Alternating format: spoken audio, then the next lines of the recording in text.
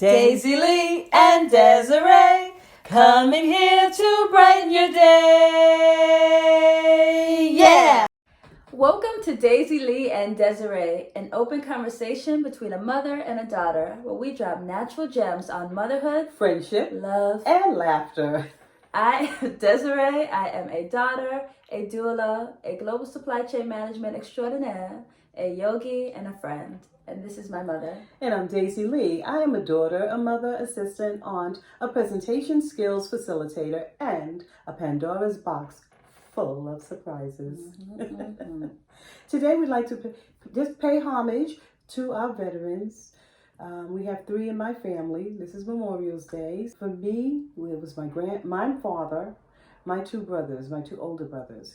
And I just want to say thank you. My grandfather was in the Korean War years ago, right? That was years ago, yeah, yes. A very long time ago, prior to him being married. And, you know, that affected who he was and who he became. And it turns out that he was a lovely, incredible family man, right? I've only known him up until the age of 5 because he did pass away many, many years ago.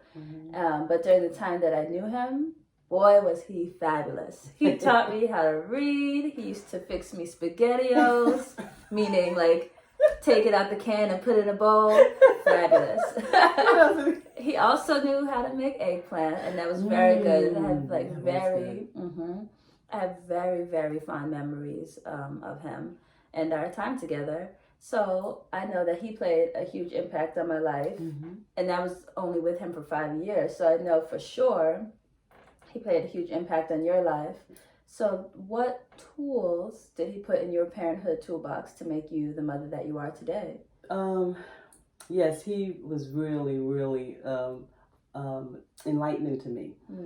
He was a committed father. And when I say that, I mean, he went to work 4 or 5 a.m. in the morning. When he came home, he always had treats for us. We were at the door, wait, Daddy's coming, you know, and we were at the door with our hands out, you know, like, oh, what you got? And he always had treats, chocolate, candies, it was all kinds of chocolates. I love chocolate. Yeah, and he loved Mommy so much. I mean, literally loved. And he was a family man as well. He made sure that he did things to keep us together as a family. Right. We went to Palisades Amusement Park, and that's in New Jersey. We went to Prospect Park for picnics, but in the house. I love a good picnic. Yes. That's a good idea once the quarantine is over. Yeah, you know, and we also had lots of games in the house to keep us together. Right. And that was from shooting pool, because we had a pool table. We had a ping pong table. We had board games, Monopoly, Scrabble. So many different things to keep us going, chess and checkers. And then we also had pets. Lots of pets. Right. From turtles, this size to this size. Then we had rabbits, Siamese cats, oh my goodness, dogs. Then we had chicks for Easter. I mean, literally, Daddy went out to get chicks so we could celebrate Easter. That was really touching. And then we also, he just did so much for us. That's nice. He really did. And that's what I've seen, and that's what I try to, instill in you as a parent. Yeah. And you just did just that. We did everything together, much like my mom did with her dad and her family. We went to the museum, we went to Alvin Ailey, we went to the amusement park, plays, dance recitals, the orchestra, everything under the sun. We played games. I love games, right? And I got that from her, and which I'm hearing that she got it from her father. So we just spent a lot of time together. So we built this really, really nice bond. What happens is you start to feel like you have a friendship with your mom, but then you have to remember, oh wait, this is my mom, not one of her little friends. So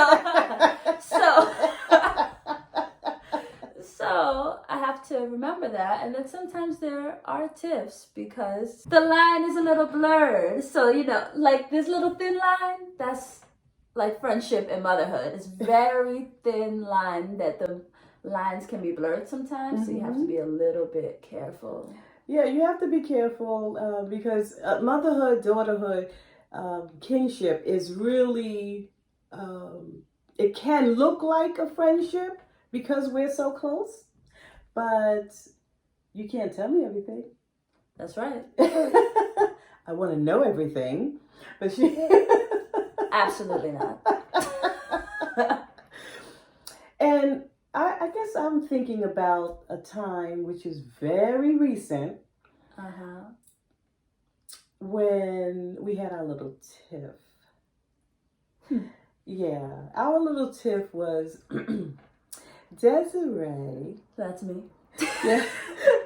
She was celebrating her 1 year anniversary as a yogi. And she wanted me to take some pictures of her different poses. And I was like, of course I'll take the pictures. And we was going to take it right outside in the grass, and I said, go ahead, get dressed. Let's, the sun is out, it's shiny and really nice. And she went to get dressed, and then she's like, Mommy, I'm ready. And she was like, and I was like, oh, that's very nice. And then I looked at her, and I was like, I can't take your pictures. And he was like, why? And I was like, well, you're showing your headlights. She's showing her headlights. And I was like, I'm not taking your picture outside where the world can see you. And that was our recent tiff.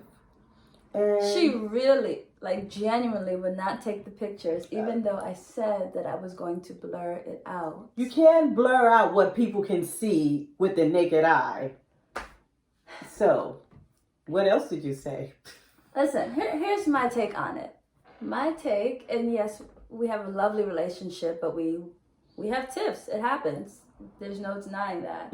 But my position on this particular thing is that she knew how important these photos were to me.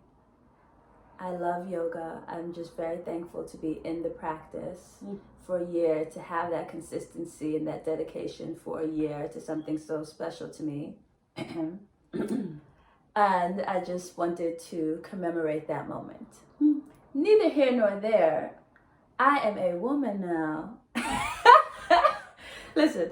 I am in my 30s, right? I'm 30 in a couple months now. So I feel very comfortable with myself. Very, I feel very strong with who I am, what my past was, what my future is going to be. I just feel very firm in who I am. And if you don't know, I'm also a little bit of a free spirit. Call myself a corporate hippie. So I do. So because of that, I don't like to wear constricting clothing, articles of clothing all the time. So because of that, you may see my headlights, as she calls them. And I'm okay with that. And for the pictures, of course, I know that they could have been blurred out, and they would have been blurred out, and that would have been totally it. But I understand her position, right? Because if it was my friend, then I have a right to be a little bit perturbed with my friend if they're not going to take the picture. But with my mom, she's my mom. Of course she doesn't want me out and about in that, fashion. So I 100% understand your position. I was annoyed with it at the time. And I didn't care. I didn't did care not at all. care. I was like, I'm not taking the picture, period. Well, thank you to Kubena for taking the pictures for me. They came out fabulous. They really did. They came out beautiful. But I didn't take those pictures. Yes. So the point is that with the mother and daughter relationship, you always have to remember that yes, you can have a lovely bond with your mom. Yes, you can talk and have open conversation, but she is your mother. She's not your friend. And then there is a line, and you have to be cognizant of that and respectful of that. And that's something I have to remind myself of all the time, because we are so close. I have to catch myself, because I'm just very honest and open, and I have to remember, oh, this is my mom. So she has to mind her language. Of course. I think it's very, in my opinion, I think it's very disrespectful to curse in front of your parents, and I just am not a fan of that at all. So I do create very firm boundaries with particular things, where I'm not going to curse or use foul language in front of my mother, and neither in the car. If the music is playing, that's just like who I am. And then definitely not speaking of like my personal sexual experiences with my mom at all. That is a firm boundary. Even though, okay, it's good to have a sex conversation with your child when they're younger, okay, to make them aware of the certain things that's going on in the world. Yes. More than one conversation. Yes. But yes. Yes. So you have to have particular boundaries. And then if you don't know how to find those boundaries with your parents, just try to test the waters every once in a while. I like testing waters. So if you don't have a strong relationship with your parents, start off very small. It could be something as simple as, depending on the dynamics and parameters of your relationship at that time, it could be something as simple as, hey, Ma, I'm going out on a date. Or, hey, Dad, I'm going out on a date. See what their reaction is, because some people can't even have that conversation, right, with their parents. If they're okay with that, test it again. Hey, Ma, I'm going out on a date, and I'm wearing this little red dress.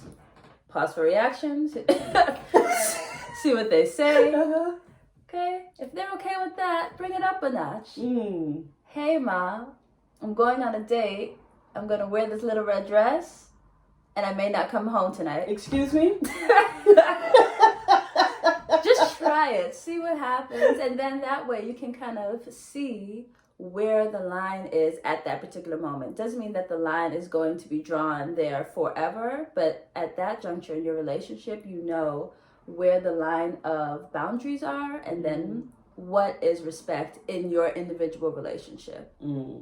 It varies for every single person. Yes, it does. That is definitely my advice on trying to, work through the relationships between a mother and a daughter, because the waters can get murky sometimes. It can. Yeah, for me, what I would say is keep an open door. Just an open door policy.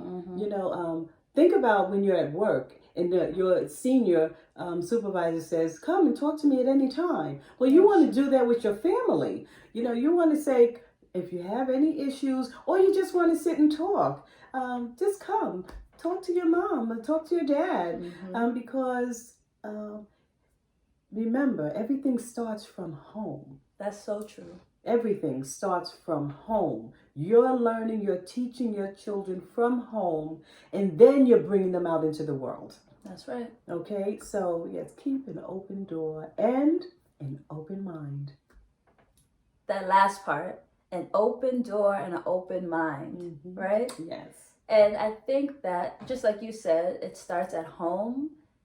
That is key, because you gave me the space to speak to you freely and to have the open conversations. And because I was like bred in a environment where open conversation was just so normal, that means that I'm allowed to do that with people who I interact with, right? Yes. So I can create open, safe spaces because I have learned that from my mom. It was like practice as a part of my life. So I can do that in any environment, whether it's with my friends, whether it's with my holistic doula work, prenatal yoga work rather, or just holistic wellness. I create environments that are open and so that people can feel safe to speak. Yes. And I can only do that because I grew up in an environment with my mom who did that for me.